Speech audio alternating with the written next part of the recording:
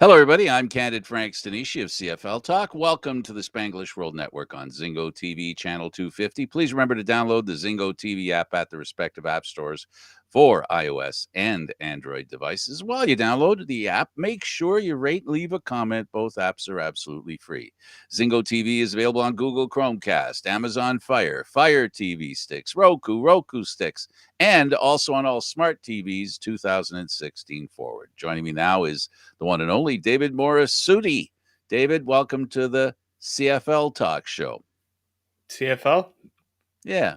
Okay, perfect. No, I'm good. Actually, CFL it's the legal tampering period. Yes, the 48 hours, is it? 48 hours, yeah. Yeah, 48 hours where you can sign a player who's not signed by the team that owned his rights previously. Yeah, basically I consider it almost like a mini restricted free agency period where it's like you put in a formal offer, the other team now, okay, they see that an offer is out there, they can choose whether they want to give the guy an offer or just let him go. So Mm-hmm. we've seen a lot of movement already. Because some guys were released beforehand. CFL free agency is just so much different than a lot of other ones. Oh, absolutely. It's not really. I don't even know how to. Uh, Free agency is basically you're a free agent. You can sign anywhere, and the team that owns your rights gives it up, and that's all you got left. It's just to me, it's not like other sports because, quite frankly, even when you sign, you're a free agent. You can be made a free agent on a moment's notice. So I guess that's the hair I'm trying to split here. I don't know what free agency in the Canadian Football League really is, because basically you're always a free agent. You're a free agent when you don't think you're a free agent. No, it's yeah. That's why some players have fought for some sort of guarantees for contracts versus other players who said that right now it's not a good idea to do these long term deals because of the way that the league is working right now. Yeah, we had Trevor Harris on our show on Friday, and he said, "Yep, he agrees with the article that Zach Caleros was a part of when Zach said that I think a 1-year contract's better for everybody. There's no money being held out, I think, is the reason, right? You get your bonus right up front, you get signed a 1-year contract, then there Yeah, that's the closest to a commitment you're going to get to your contract. yeah, because if a team gives you that money up front, they're less inclined to release you because that money counts against the cap. Like that's Exactly. so it's teams put themselves in very tough positions when they give out any signing bonuses like that. Yeah, and as we talked last week, they're losing a lot of players aren't getting the bonuses that are less taxable, and so therefore, they're literally earning less money for the same amount of money they're being given by virtue of the way the tax system works. Yeah, especially for the American players, where they lose a good chunk of their salary on taxes, but if they get a good amount of it through bonuses versus actual salary, because it's important distinction. We saw it. It's funny because we saw the movement a bit in hockey when the Leafs were doing it, Hmm. and we're seeing it.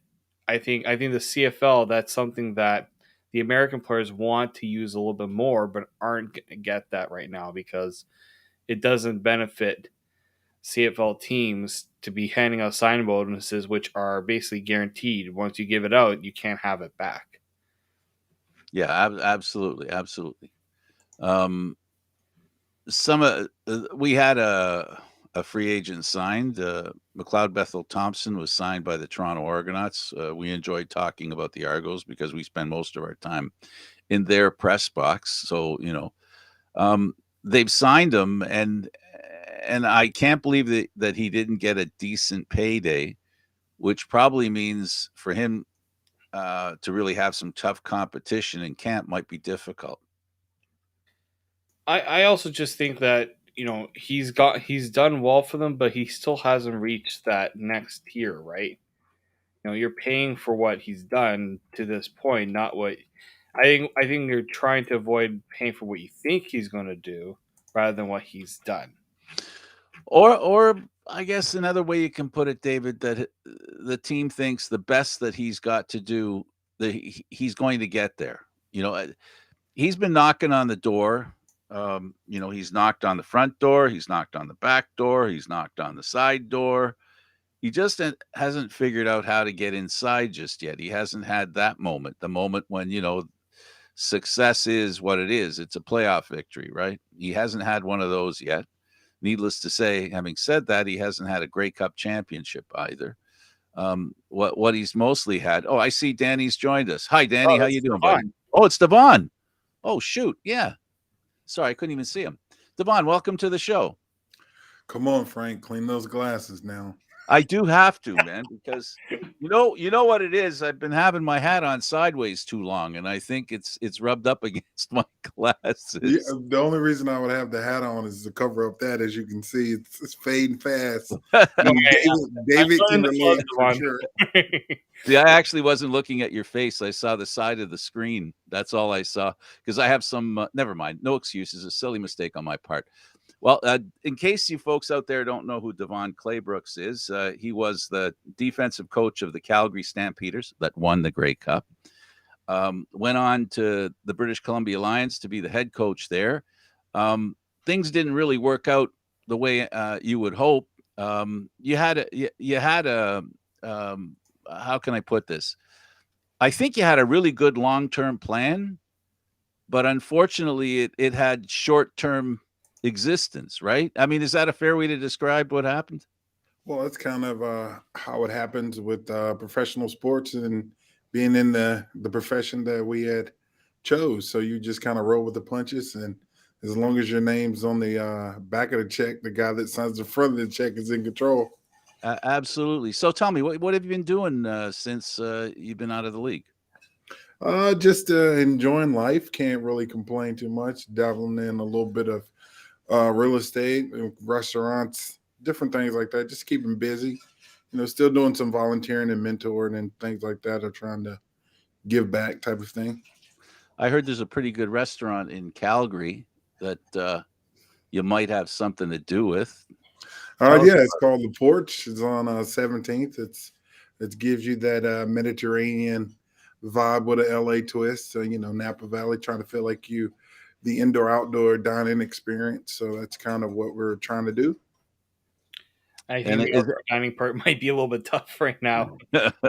Well, actually, you'd be surprised of your numbers. Your overall numbers might be down, but you have a consistent flow because everybody is still trying to do something. And and with the mandates and things in place, you feel like it's a safer environment for you to go out nowadays as opposed to a year ago. So you try to minimize the risk and make sure everybody feels like they're a safe environment. That's why you do the mandates and you do those type of things and have a great dining experience. And so far, so good. Yeah, it's I don't know whether it's how you would define the restrictions is for a business like yours that's basically trying to get off the ground. I'm sure that makes it, I don't know. I'm kind of wondering whether it is a bad thing or it's something because you're trying to get off the ground, you sort of are moving in a direction. If you understand what I'm trying to ask here? Yeah, for sure. I think it makes more to the perspective of you have the partnership, the ownership group that we're involved in, that they have extensive restaurant experience as I do myself. So we kind of had a game plan going in with pre-COVID because you're open during COVID. So you have a map that if it changes now, great. If it doesn't, we're ready and we have it how we want it to be set up as well at that point in time. So you try to, you hope for the best and you prepare for the worst. And we've been able to do that, and it's been going well. Okay, give us an idea of what a signature meal from your perspective would be at your restaurant. Well, I would try the warm olives. I think that's a good start, a good icebreaker. Then we would go into the chicken wings. It's actually a chicken wings and a fish sauce, maybe a nice beef tartare. And then we have a great drink called the Smoke Old Fashioned. That's a great drink to bring it to the table, all smoky and things like that. So it's a great showpiece. We have our insignia on the ice cubes. So it's it's a great effect, and it's an oval shape just like our logo. So things are, and that's a great starting point there. And then for a main, I would probably go with my go-to as a burger, nice porch burger with some bacon. We got a nice roasted chicken as well. So I mean, there's things for everyone. We got some good falafel. We have some great salads. So I didn't know this was going to turn into a spot. No, no, no. Well, when we talked, when we first talked again, I mean, the last time I actually saw you was at the Grey Cup. I think it must have been. I'm thinking it was 17. Yeah. I think it was 2017. We were sitting there by a food food area. I'm just wondering now, maybe it wasn't an accident, because that's where, if you remember, that's where we're standing beside the counter. For sure. Yeah. But you don't get to be this stature and don't enjoy to partake in a great meal every now and then. You don't want to admit you were scouting. That's what it really is. Yes, I'm always down to steal ideas. Yeah, it's really good to see you. You know, you're one of my favorite. For somebody I don't know that well, you've always been one of my favorite people. You have a personality that is unique, and I don't mean that in a negative sense. I'm not even saying it to try and make it sound positive, but you're unique, and your kind of attitude is something that I can see helps to become a champion. You're very easygoing, but I can imagine you're not somebody I'd want to run afoul of on the field. Well, you kind of, it's especially in professional football when you're in that business and you've been on both sides, and I was fortunate enough to play for the umpteen years, and as well as coach, you understand, when you're in the locker room, you understand what players connect with, and a lot of those players come from similar backgrounds as myself. So just that relatability, I think, is very imperative. Ooh, they let anybody in here now, huh? Yeah, What's they up, let buddy? anybody in. Now, again, I couldn't tell it was Danny because I don't see him. I just see the corner of the screen. I've got a bit of an issue with my computer. Danny, welcome to the program. Thank you, man. Thanks for having me. It's good to see Devon. I've been meaning to stop by Porch for a little while now. So, well, we were just talking about it, Danny. We were just talking about it, and this is all coincidence. You know, it was funny. It's ironic, as you both know. I was talking to Devon about getting him on, and David said, "I'm gonna see if I can find somebody," and he was talking to Danny, and I called him. I said, "Hey, guess what? I think I got Devon for the next show." He goes, "Oh, I've got Danny Austin for the next show." And then Devon says, "Do you two need to be on? I mean, Danny and I can do it by." No, you're just kidding. Well, Devon's a bigger catch than me, that's for sure. But I think you both are, Danny. I think you guys both are. We were just talking about his restaurant. I asked him about his signature meal. What, in your mind, can you? It sounds like you've been there. No, I was saying I have to go there. Okay. My girlfriend loves it, so it's like at some point I'm hoping we go. I walk past it all the time, but so let me make sure I'm hearing this correctly. You walk past it all the time, and you've never stepped in for a drink. That's cool. I'm glad I know I'm not worth $7.50, but at least we got understanding. It's a nice place. I'm not that fancy a man. I gotta dress up. It's got to be a plan to go to your spot, man. Yeah, right. You're so goofy, guy. Well, we want the people out there to know that we didn't plan this. This is your life. So we talked about the restaurant. I guess real quick, just tell Danny. I asked you about the signature real quick. Help me out if I'm wrong. So you start out with. Well, we do have some good chips. They actually like the fried potato chips, and they come out with a great dipping sauce as well. I think I went over the beef tartare. Yep. We have some good dishes. We got a lamb shank, a burger. I mean, just to name a few. We got and then the drink. It's an extensive drink list. It's got something for everybody's palate. And we even got some beers for you. And then we got our own special lemonade called the Porch Lemonade. And then we actually having a gin version that's coming out in the spring as well. So it should be a great spring coming up.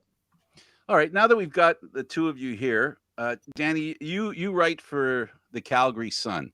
Tell us a little bit about yourself and your you're one of those people that supports the Canadian Football League really well. It's not. I mean, the West for overall, you guys do a much better job than we do out here in the East as far as media is concerned.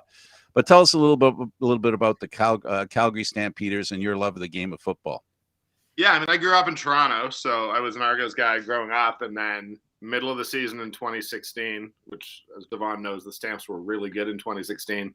A reporter named Scott Mitchell, who is a legend in this game, did such a good job. He left, and I was given 1 day's notice that I was taken over. Did not know what I was doing. It was a disaster for those first couple months, if I'm being honest with you.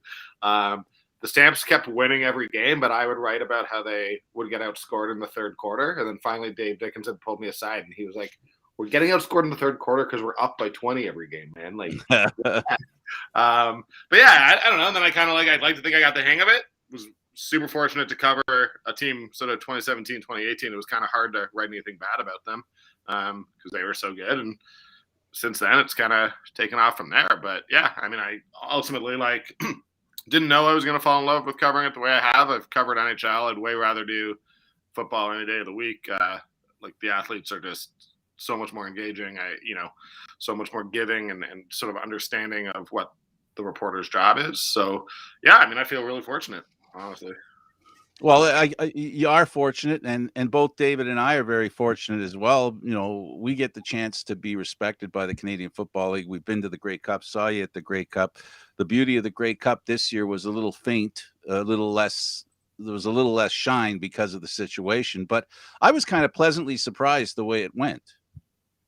Yeah, that Grey Cup went great this year, to be honest. They dodged a bullet because 3 days later, Omicron was everywhere, and I don't know if we would have been able to have capacity, but honestly, having the hometown, I think Hamilton's the most underrated city in this country. I love it there. So if you're like me and you maybe enjoy the social part of the Grey Cup as much as you enjoy the work, it was there were some late nights. It was a good time. But yeah, no, I honestly I think it's hard, man.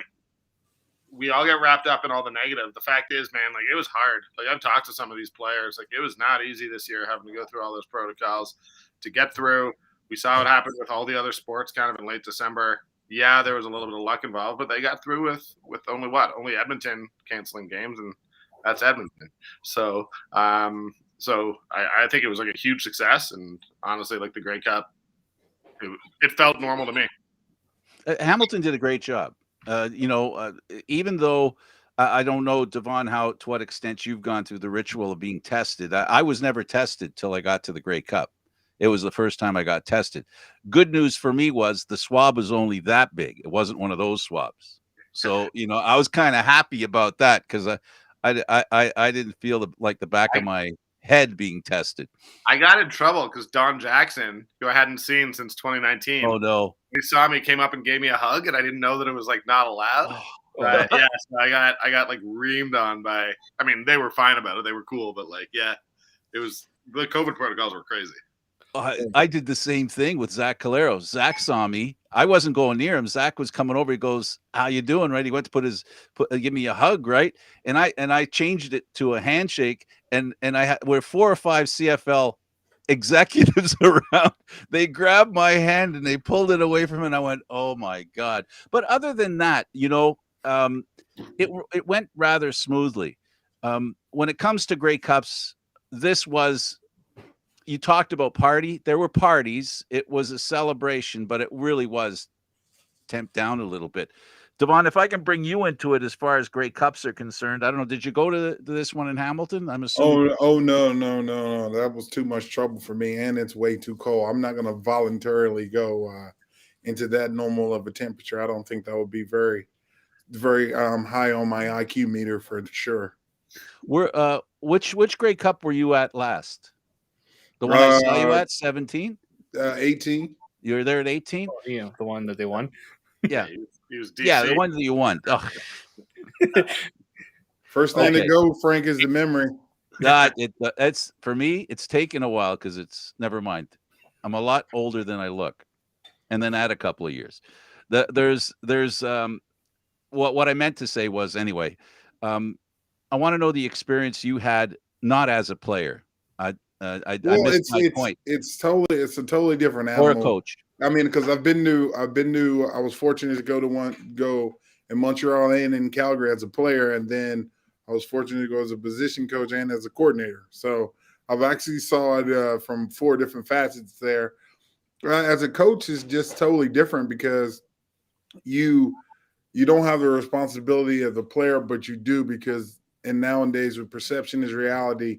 If you're out in the streets or you're out at the Stamps house and for an extended period of time, and then you go out there and lay a goose egg on the game, it definitely be on the chat sites. So I think that it's a balancing act because you want to experience it and you haven't been able to, you haven't a lot of people don't get an opportunity to win Grey Cups. I mean, some organizations only won 2 or 3 in their whole existence, let alone like the chance to go to as many as we did in that extended period of time. So by seeing it from a coach's perspective, it's just more of you really just hoping and praying that you don't get that phone call at 2 a.m.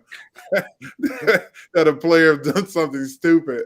I think that is you're really unrest until you get to the game because you're probably dealing with your family trying to get there because it's a unique experience in that and you want to share with them, but you're also dealing with the players and their many fires. They don't say when you become to try to become a successful coach that you had to be a father, financial advisor, friend, mentor, and all wear a multitude of hats. And that don't just cut off when you go to the Grey Cup. It actually gets even worse because now you got to try to help this guy get 2 tickets from a rookie who doesn't have 3 people coming, but a vet has 18 people coming. Now they're trying to get off. So you really, it really does require, and let alone you want to try to win the game. So, it's a balancing act between the players, the coaches, and then your family and trying to balance those type of things. But I think that one thing the CFL does do a great job on, and as seeing as many Grey Cups and being to as many Grey Cups as I have, they do a great job of putting on the show.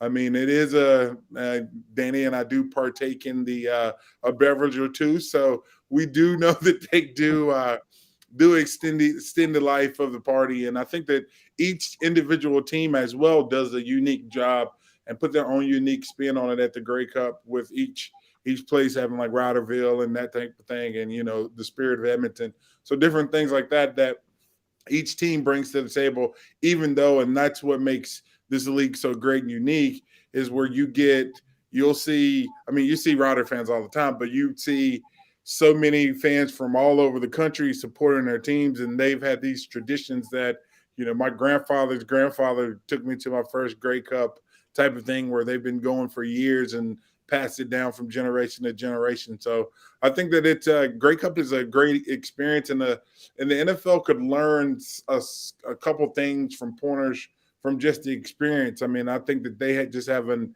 enormous budget. So with that enormous budget doesn't mean it's a great show.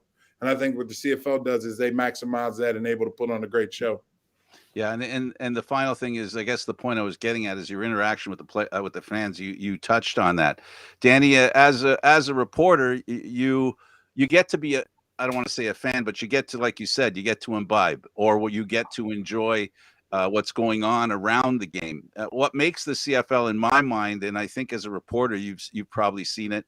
I know I've seen it as well. Is that the fans get really involved, but they get involved with the love of the game, not the individual team. Not to suggest that the Hamilton fans aren't there to root for the Hamilton team, or the Winnipeg fans aren't there to root for the Winnipeg team, but the rest of the fans are enjoying the experience of the Grey Cup.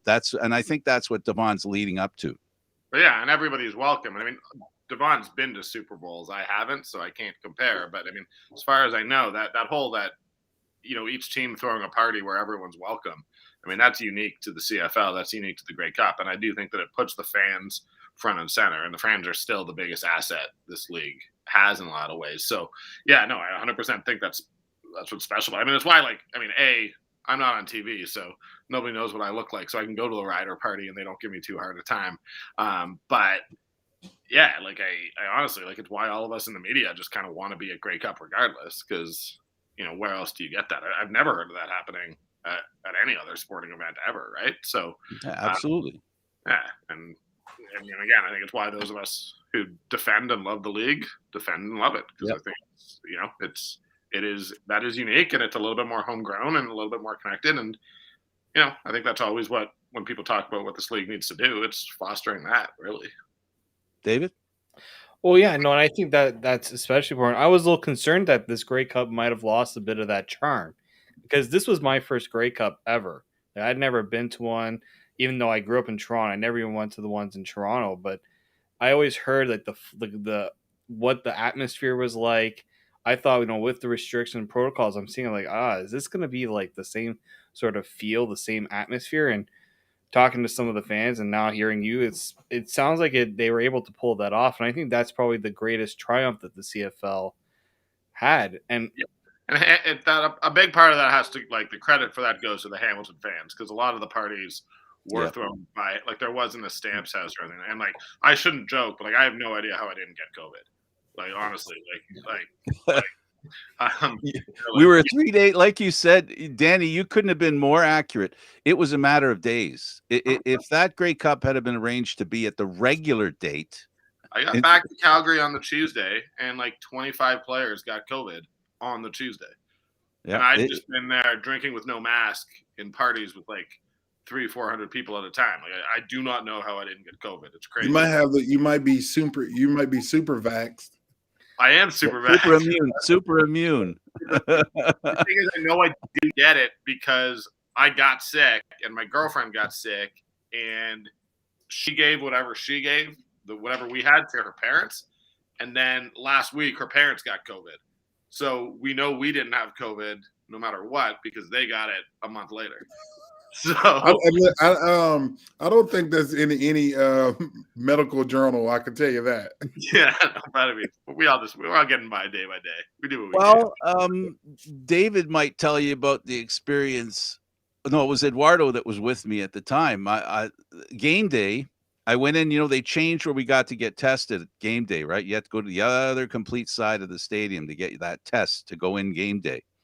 And so you have to get tested to get in the stadium. What is up, everybody? Welcome back to Gistic. I don't know if I did that. No? Well, you're lucky that you made it through. I don't know how you did it. You know what? I think maybe if you went to practice, you would have had the band that you needed if you'd gone to the practice that day. Or you would have had I think if you went to the convention center in the morning and you got tested there, you didn't have to get tested at the stadium. But you probably had the band. Let's assume they did their job right, Danny, and you followed the rules. Okay, can we go there? Yeah. I don't want to call from the commissioner telling me, what are you guys doing? No, just kidding. No. So what happened was I stood in line to get tested. I got tested, and the nice young lady goes, sir, can you please come with me? She grabbed me by the arm. She pulled me away from everybody else. She was pulling me outside the door. She says, "We think you've tested positive for COVID." And I went, "What?" The guy that I've been driving around with in his car said, he doesn't have it. I have it.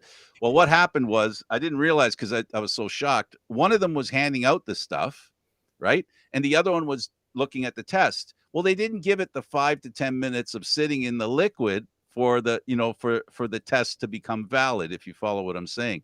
So it didn't get a chance to turn darker, right? So they thought I had it. So I took another test. I didn't have it. The point is that it was a bit of an inconvenience, but when you consider looking back, Danny, you make the perfect point that if it wasn't for a few days, it would have been really tragic, for the Grey Cup. It was a great experience. Now, the game itself, the game day experience, as a coach, Devon, I know you talked about, trying to maintain a distance from having fun to ensure that you maintained your appearance of being responsible and able to do your job. Tell us about the experience being at the game and going to this city and hearing all the noise. You talked about the different types of fans that were there, but the experience of being in a Grey Cup and this kind of, obviously you've been in a lot of them. So how was it for you? Well, I think it's you just replay it over in your head, your first 15, your game plan.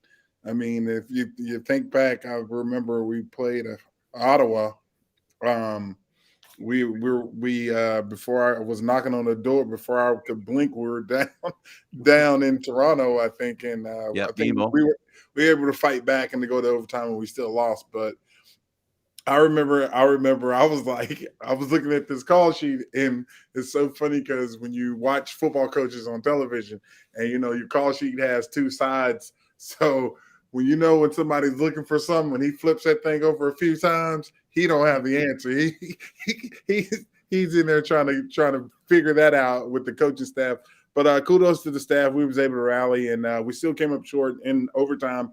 But just the mentality as a coach when you get involved in it from the perspective of it is just you're just trying to keep your kids even killed because they're like, honestly, I don't go out there and make tackles. You have to play vicariously through your kids, and if you don't put them in the situation, they save you more times than not. That's the craziest part. Most of the time all you see is a player miss a tackle, and you're like, oh, he should have made that tackle. Then all of a sudden you see a player make a great tackle.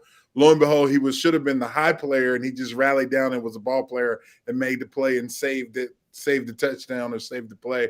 And it's all credit to the players for sure, because if they don't believe in your system, they're not going to execute it. And if you can get a good group of guys, which I've been fortunate and blessed everywhere I've been, the guys that believe and trust in you as a person, the coach, and your objective as a coach is to make them better players and to take them where they can't go by themselves. But at the end of the day, it revolves around one thing and one thing only, and that's money. And if you can make a player better and get them money, they're going to respect you. And the only way you can make them better, they get money. So they kind of go hand in hand, right? So that's when you get a player's respect, when you can teach him something that the objective as a coach is to get every one of the players to play for 13, 14 years and give them the tools. Like Father Time hasn't lost any battles. You can get slower, you're going to get weaker and those type of things. But your technique and the little nuances and those things, that's why those old heads say the game slowed down, because they understand those nuances and those type of things where they don't have to exert that much energy or have to be as fast as they were back in the day. Absolutely. Danny, you and I both know, and David too.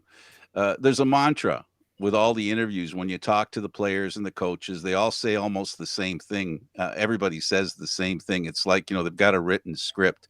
Can you discern anything from the way they say stuff that you can sort of get an idea how the game's going to go as a reporter? Yeah, I don't know that I fully have that problem in Calgary. Like, I know that they're not going to actually tell me what's, anything strategic or what have you. But like, honestly, like there's one or two guys in my 5 years covering the team. I'm not going to say who they are, who I've genuinely not liked. And typically that's because they get mad at me for something that was said on TSN. So, I honestly I think, look, I think that in general, if you're asking X's and O's, players are smart enough not to say anything, which is why I generally, in part because I'm not a football coach, so I don't pretend that I'm an expert on that stuff. But, you're trying to get to know these people. And ultimately, the nice thing about doing this job for a number of years is some of the players get to know you.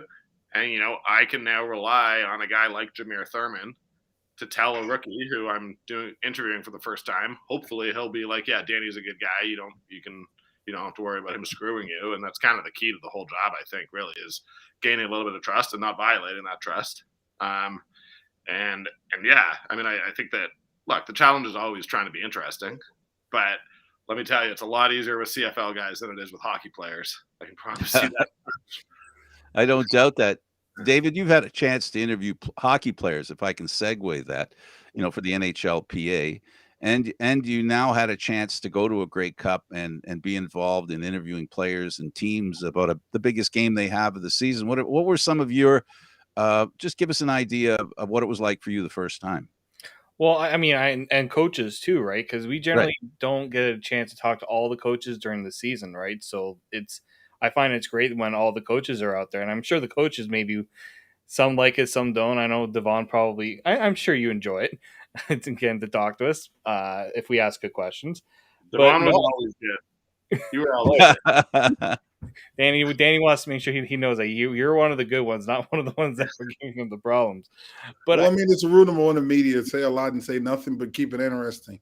I mean, at the end of the day, if you know a little bit about our sport, like I mean, if a team's last in the league in rushing, well, what are you going to do for your game plan? We're going to run the ball. Duh. Like I mean, it doesn't take a genius to if you follow the sport, an inkling, you can have an idea from a game plan.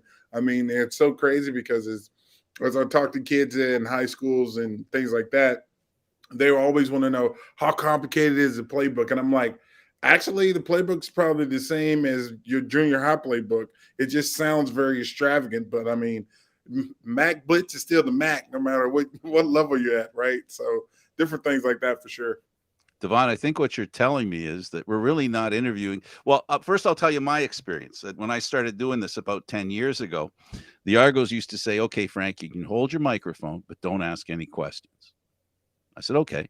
He tapped me on the shoulder. The next time I'd go, you can hold up your microphone, but don't ask any questions.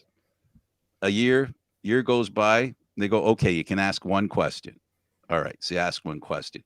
The point I'm trying to make here is that, it's not really what you ask.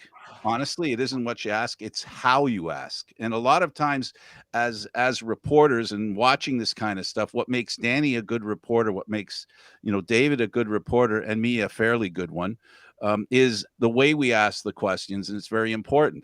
And sometimes I find that the players are so good in the Canadian Football League, I think I found myself asking questions that maybe I shouldn't have asked. I've tried to ask him in a nice way. I was talking to Brandon Banks about his emotional issues that he's had.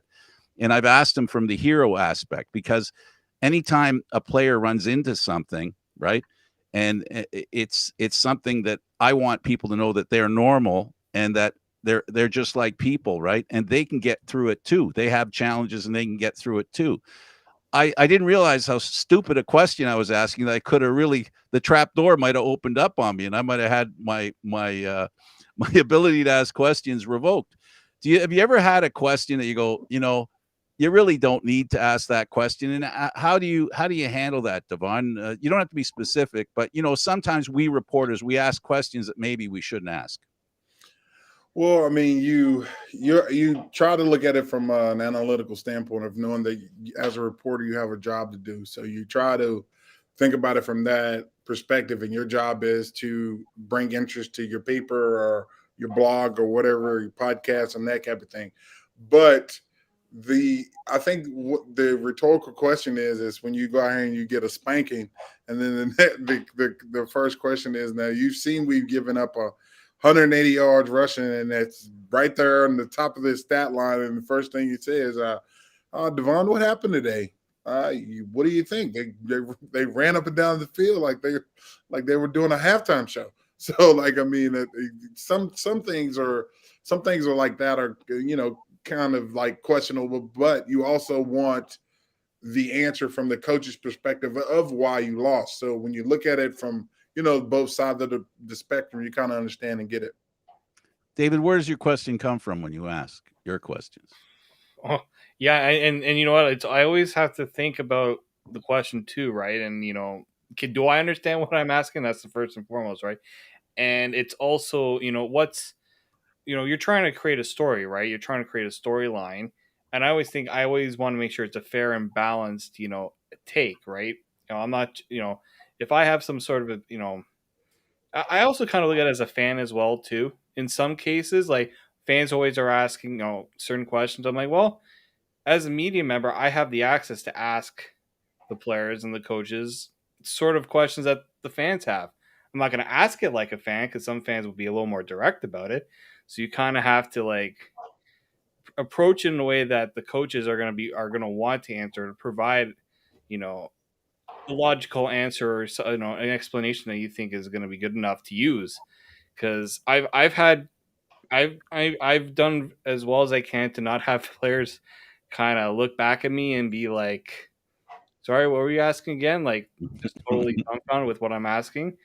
But I'll give the CFL players credit because even during tough times like that Argos East final, that was one of the tougher press conferences I've ever had to do because they were just so distraught. Like those are probably the toughest ones because you don't want to ask anything that's going to set someone off. And especially when they're only giving short answers because they just don't really like. They know they have to be there, but they don't really want to be there. And so that's I think the balance, right? You have to kind of think about what the players think they're going through, the emotions, and what they just went through, but also in the fact that you got a story to write. You know, fans are going to be wanting to know what the heck happened, either good or bad, and you got to deliver that message. So that's usually how I try to approach it. Danny, one of the worst compound words in the English language, deadline. They don't stress me out. No. Honestly, I mean, the things that stress me out are related to it's stuff sort of that both these guys have said, but like, honestly, like as a reporter, I think you got to know that the coaches know more about football than you. So, like, I honestly think that's the most important thing to do. Like, when we start breaking down certain decisions, like, I think Mike O'Shea said it pretty well after the Grey Cup. He's like, the reporters only see the outcome. We don't think about the, you know, all the other. I'm not necessarily saying that I agree with taking a knee in the end zone at the end there, but, you know, so I honestly, like, when it comes to deadlines, I'm going to hit it one way or another. I'm not even trying to be cocky. Like, that's the reality. But, like, trust me, and, you know, I don't mean to, you know, pick at old scabs, but, like, trust me, the 2017, the locker room after the 2017 Grey Cup, I'll never have to deal with anything that, like, that I could, you know, you're feeling, you know, these guys. For me, it's not Absolutely. about, it's not asking the wrong question. It's just understanding these guys who have been good to me are dealing with hurt, are dealing with disappointment, are dealing with some anger. You know, I got to go in and I got to be like, oh, I'm the guy who's going to make you talk about this when all you want to do is just not talk. And that's the part that's tough. But the deadline, I don't know. Like, well, some writers take it a little more personally. I've been in the press box, Danny. Some people really lose it when the deadline's coming down. It's some guys really do have a tight deadline, and that's probably more what I'm talking about. But yeah, you know, you're right. But that's also something that, you know, we're all in this game of the Canadian Football League, right? And we're all here trying to show a side of the Canadian Football League that I think most of us are trying to be positive. We don't want to be negative. Now, that goes without saying the fact that there are some people who think my name improves the harder I am. You know, I've seen those as well. Personally, I'm the type of guy that asks questions that I'm more of an emotion-based asker of questions. I like to ensure that the players in the situation you're talking about, Danny, because we had a whole year like that where every game after the game was a nightmare a couple of years ago. So, you know, you learn to ask the questions in a way that you're trying to get an answer that you think the fan, from my perspective, I'm not speaking for anybody else, that the fans want to understand, that the people who are watching the game, that if they had the opportunity to ask a player or a coach the question, that's the question that I want to ask. Not the ones that you see on Facebook and Twitter that talk about Devon Brooks made a bad call, he should get canned. Right, Devon? You know what I'm talking about, right? Yeah, I mean, but those are the impulse of the fans. Yeah. I mean, at least the thing about a reporter is that one would think, but this day and age with the internet, it's not to be qualified. It doesn't, like most of you guys work your way up. You started here with a mom and pop shop, and then you've grown into larger viewership and larger markets. And that was kind of the progression. But nowadays with the media and the internet, anything's a platform. So now it really accentuates the point of having everybody has a voice. So, and a fan's always going to think with their heart and not the head anyway. I mean, you think of certain situations and certain circumstances where fans defend players when they brutally know their players are wrong and get in these starch debates over different things. When if the player's at fault, the player's at fault. Like the players even owned it and accepted it in media and did a press release but the fans are still defending them till they're blue in the face on these chat sites and things like that. So I think that it evolves around you guys of knowing, like Danny said, like you guys don't act like you're the smartest for the most part. Now there are a few of you that think you're the smartest player in the room, and I think that if I put on the media hat, I would see it from a different perspective as well. But a lot of you guys understand that, like, our job is to report on the news. We aren't the news. We're more of a vessel the segue between your fans and the game. And if you understand that, and you understand that It's about how you disseminate the information and pass it along is more important than anything else. We're at the point now in the season where free agency is an issue. David mentioned before both of you were on about the 48 hours that teams have an opportunity to sign a player that's on a team. That team that he's on can basically get pushed over the edge to sign the player. I want to know the four of us talk about free agency and what it means in the Canadian Football League. David, let's start with you with that. What does free agency mean to you, and how does that fit into the big picture of trying to win a Grey Cup? Well, it's just I'm really looking at what teams are prioritizing right now, because it seems like the list is always lengthy. You're always going to see a bunch of free agents. I always like to see which positions do the teams try to tackle early on. Who on their list of guys that are leaving are they trying to get back and not lose? And then how does that change their approach going into day one of free agency? Because now they've had their chance to bring who they want back, but the guys that are leaving, who do they view as like the guys that they want to upgrade or replace in certain cases? Zach Claros put out a report through Three Down Nation talking about players, Danny, are better off to do 1-year contracts. You've been around long enough to know that there's been a lot of change. Help us understand where you think free agency is for Canadian Football League players today.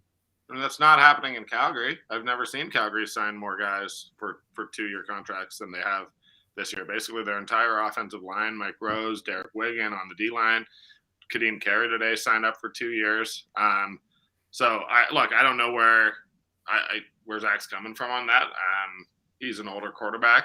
He's maximizing his value and doing it in 1 year. That makes a lot of sense. But I think the challenge is that you can get released whether you sign a 2-year contract or a 1-year contract or a 5-year contract. But I certainly think that we're seeing in Calgary at the very least. And I will say that Calgary, Hamilton, Winnipeg are the 3 teams that I'd be trying to emulate if I ran a team right now.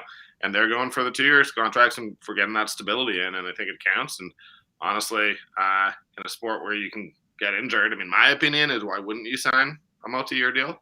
But I also that's different if you're a team like Winnipeg, where they're obviously having to pay their guys big because they've won 2 in a row. So there may be more money available in a year than there is now. But I don't think that there's across the board. I just don't think that there's an answer to that that's right for everybody.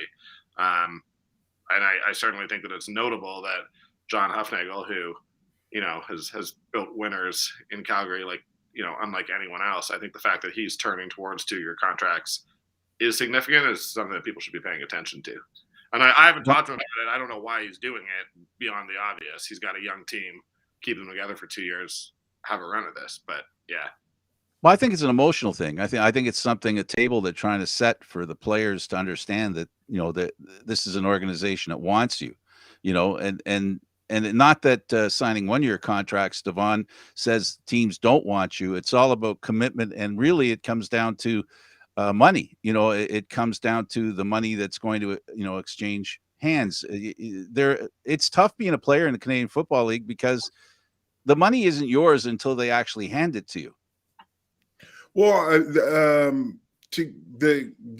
it's twofold as free agency, and a lot of people tend to lose sight of it. As an American, it's a totally different animal than it is as a Canadian, and so that's what I mean. Why you have to really understand the magnitude of it, because as an American, your signing bonus is everything. It's only taxed 15%, so you're able to bring more home money, and then what that helps do is that help offset what you would lose during the course of the season with the exchange rate of USD to Canada, because over half your players are Americans and go home during the offseason. But the thing about the 1-year contracts is all about how your team's structured. So you have some teams that go out every year and get no-name wide receivers and just plug and play in there, and then they spend their money on a solidified offensive line and then the backfield. And but every team is going to always start. Every engine to every car is going to start up front on both sides of the ball. And the team that dominates those sides of the ball, you look at Winnipeg, and you could see 5 years ago what O'Shea was building when he signed Stanley, when he signed Hardrick, when he had Sook, and then you even knew what he had in the wings when he was able to make that transition and lose an all-star, but plugged and play and knew what they had in house. So what they did do a great job of is, and a lot of teams that, like Danny mentioned, those three teams are staple franchises that you would want to model after. You could see they build from two. They don't really go after free agency that much. They do their team with the draft, and they try to keep what they develop and what they bring in from in-house, because the higher the turnover, the harder the continuity is going to be, no matter if you're signing 1-year deals or not. And a lot of players, it depends on how they're bred and bred. Some players want that 2-year false sense of security that you get cut like Trevor Harris did, before his bonus was due. So it doesn't really matter how many years you sign. You're on a year-to-year contract. It just gives you a false sense of security in a sense. But at the same time, it's all about the money that they give you. Knowing that in the CFL, the money is what counts. It's all about your signing bonus, because you know that if they give you a $35,000 or $40,000 signing bonus, they're not going to get rid of you in a season, and you know that that's going to be your year. Now, how do you make that translate over, and those things like that? That is yet to be seen. David, pick up on that. We talked a little bit. We'll ask Danny too, but you first. That's the thing that's changed. The league has said, you know what? I think they said, you can't spend more than $500,000 in signing bonus. And that is a shot over the bow of the players, personally, financially. Well, yeah, we've seen those reports, and I think, we've heard about the financial times that some teams are having. Not all teams, of course, but I always said that, signing bonuses really do tell, or even like the hard money that they're giving players, that really speaks. And I think Devon really did a good job of that, saying that really shows what a team's committing to a player is through that guarantee money. Like that's money you can't really take back. And teams have to think about that, those decisions they make when that money is up front and center. And I think that's something that, maybe the players need to fight for more if they really want to ensure a little more security for themselves. They get that money up front, or get some of that money, a little more of that money guaranteed, so that teams are really making those commitments and not living through those, year per year deals, even if it's a 2-year deal. And it's really bad for the fans. I think the fans are the ones that are punished the most. I mean, especially with the jersey costing upwards of $100. I mean, nowadays your fans can't even get names and numbers on the jerseys because they don't know who's going to be there and who's going to. So I think that, and then you wonder why your attendance is these things kind of go hand in hand. It's almost like a hamster wheel. You can't get a solid foundation and base if you don't have the players. You can't develop that continuity if you don't have those type of players that come in and put the time in the community. Because actually the way you develop your fan base is going in with school visits, visiting schools, because that's a little 10-year-old kid that's going to come to his mom and say, I want to go to the Stamps game. I saw Coach Clay and we threw a football together, and I told him I was going to come support him. And now and then they don't remember the sacks, and they couldn't remember Bo Levi threw for 5,000 yards or whatever, but they'll be like, I remember that school visit where you came in and you was talking about bullying and blah, blah, blah, blah, blah. And that's why I became a CFL fan. And that's how you grow your brand. And that's how the grassroots of how you catch this on and get it back to where you want it to be. Well, that's a good way. Well, listen, we've only got a couple of minutes left. Danny, right away, NFL football. Some people have said they're playing CFL football. In fact, some CFL players on Twitter made that point. They talked about how the NFL has become more like the Canadian Football League. My concern is the Canadian Football League isn't like the Canadian Football League anymore. That seems to be one of my concerns. I don't know. Is there any justification to concern ourselves, or in your mind, you only got a minute or two? So can you solve the problem in a minute? Nah, man. Let's give them a training camp. Let's give them preseason games. Let's give them not having their entire lives disrupted. Honestly, Devon would be better to speak to this. My understanding is athletes are creatures of habit. It's about doing it every day. It's about growth. They had their whole lives disrupted. They couldn't do that. Honestly, 2021, still the playoffs were great. It got better as the season went on.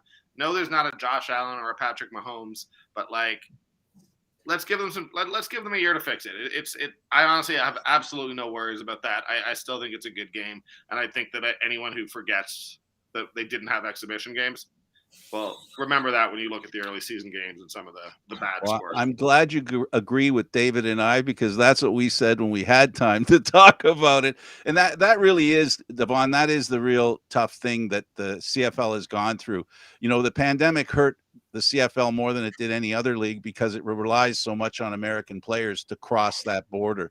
And I hope people understand that does affect a player. And also, I think, Devon, you can speak to this too. They can't bring their family here either. So to Danny's point, you're 100% right, Danny, but I want to add the fact that, you don't even get you have to leave your family behind. I'm sure that doesn't help in your game playing. Well, it doesn't really help at all. I think that it's imperative that and even as coaches, you have to think, like, even putting your time in your playbook, watching film, study. And if you look at it from perspective, defenses were better than offenses, scoring was down. So if you look at it from that perspective, the offensive coaches are definitely in the lab right now, and they definitely have more time devoted to their craft, and the scoring definitely will be up. David, I guess we're looking at an aberration for this year until, like Danny says, he said it perfectly, until the league can prepare for games as they always did, as opposed to how they have. It should get better. That's all I'm hoping for. And I think Danny put that perfectly, as usual. Yeah, thank you. Danny, I really appreciate you coming on. It was really a pleasure to have you come on. It was always fun. It's always fun being there with you when we go to the games and to interview guys like Devon. Devon, it's always a pleasure to interview guys like you, and it's always a pleasure to be a part of, part of a conversation, a personal one. You're very kind, and you're very generous with your time. I really appreciate it. And I'm not just talking about here. I'm talking around the fans. I've seen it. I've witnessed it. Thanks for that. And I know the fans appreciate it.